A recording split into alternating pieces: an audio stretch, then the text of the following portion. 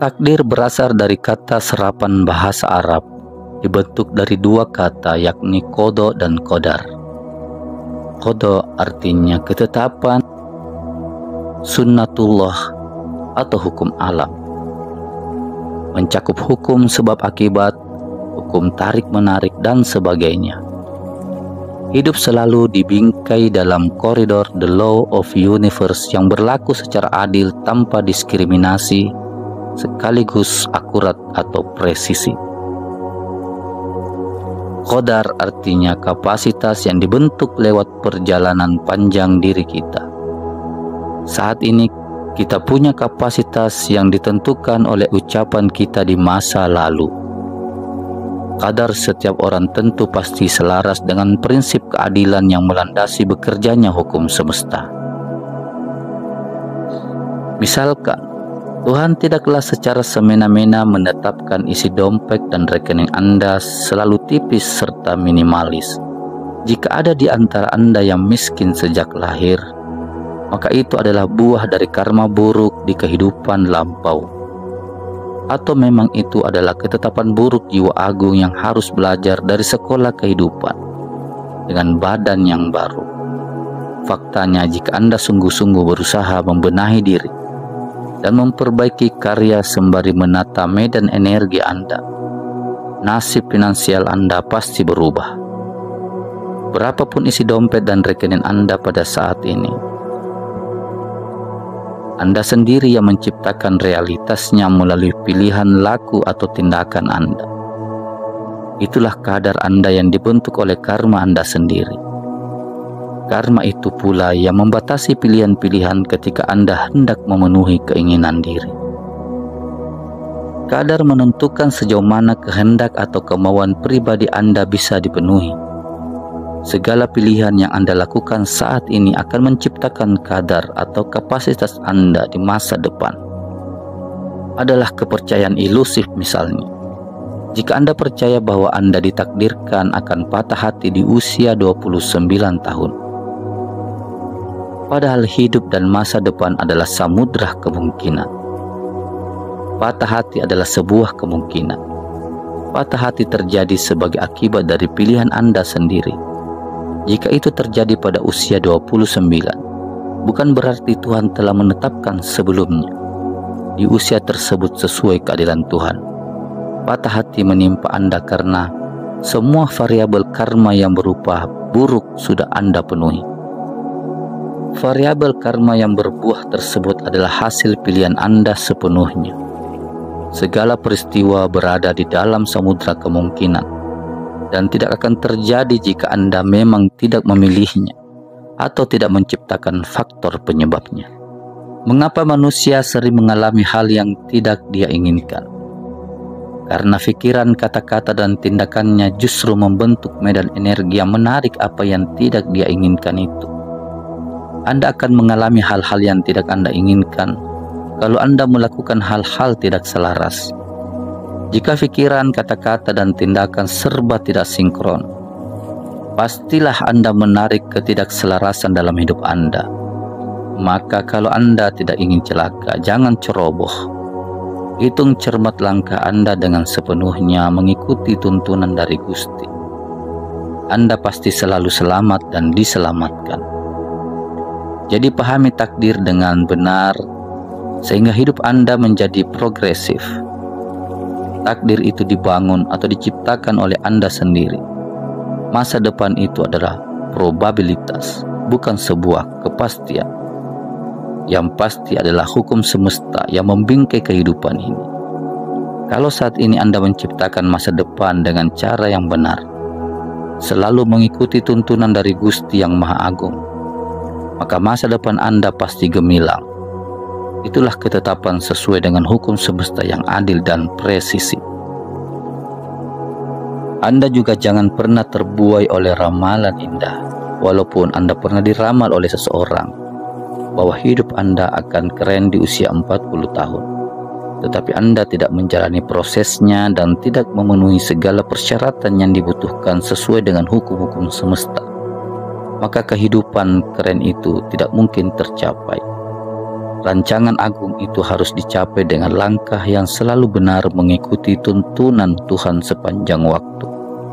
Tanpa sikap seperti ini, tidak ada rancangan agung yang bakal terjadi meski itu telah tertera di dalam astrologi maupun terbaca melalui metode human design yang canggih dan sangat rumit.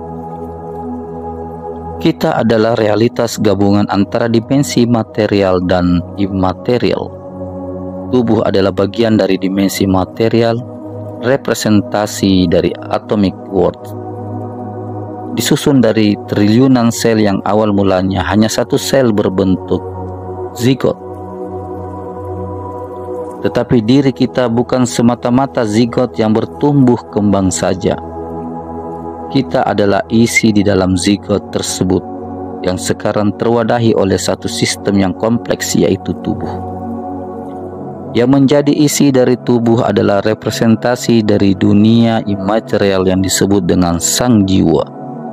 Sang jiwa sudah ada sebelum tubuh ini ada. Sang jiwa terlahir ke bumi mengikuti matematika semesta, yaitu alur dari karmanya sendiri. Apa alasan agung dari keberadaan manusia di bumi ini? Jawaban sederhananya adalah jiwa Anda mengikuti alur evolusi untuk bergerak maju, yakni terlahir ke bumi untuk belajar kembali agar menjadi jiwa yang sempurna. Setiap diri punya benih keilahian yang harus ditumbuhkan. Benih adalah potensi, belum menjadi sebuah kenyataan yang aktual. Benih keilahian ada dalam wujud kasih murni, kebijaksanaan, dan potensi kualitas keilahian lainnya. Kehidupan adalah sebuah proses agar benih keilahian tumbuh. Ketika Anda mencapai pemenuhan dari potensi semua kualitas keilahian secara optimal, maka Anda mencapai rancangan agung. Ketika Anda tercerahkan, maka Anda mencapai rancangan agung. Inilah yang esensial. Rancangan agung Anda semua adalah menjadi manusia ilahi, yakni manusia yang punya kualitas ketuhanan, tercerahkan dan menjadi avatar.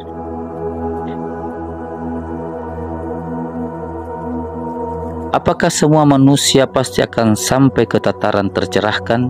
Belum tentu. Ada yang mencapai rancangan agungnya sebesar 100%, 10%, 3%, pun ada yang hanya 0,1%. Semuanya tergantung dari usaha Anda. Menjadi bagian dari rancangan agung adalah tentang potensi Anda di bumi. Anda berada di bumi ini juga Anda dihidupi oleh bumi. Maka Anda harus berkontribusi kepada bumi. Dengan berkontribusi, umumnya Anda akan mendapatkan profesi yang sesuai dengan rancangan agung jika Anda mengenali talenta atau bakat Anda dan mengasahnya dengan sungguh-sungguh.